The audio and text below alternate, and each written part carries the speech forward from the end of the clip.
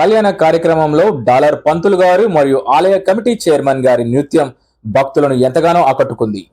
మన స్థానిక సంతోష్ నగర్ లోని శ్రీ శ్రీ శ్రీ పద్మావతి గోద సమేత శ్రీ వెంకటేశ్వర స్వామి ఆలయంలో సీతారాముల యొక్క కళ్యాణం అంగరంగ వైభవంగా జరిగింది. ఆలయ కమిటీ సభ్యులతో పాటు ఆలయ ప్రధాన అర్చకులు శ్రీ నల్లదిగల శ్రీనివాసాచార్యులు గారి ఆధ్వర్యంలో ఈ యొక్క కార్యక్రమం కనుల పండుగ సాగింది. భక్తులు వేలాదిగా పాల్గొని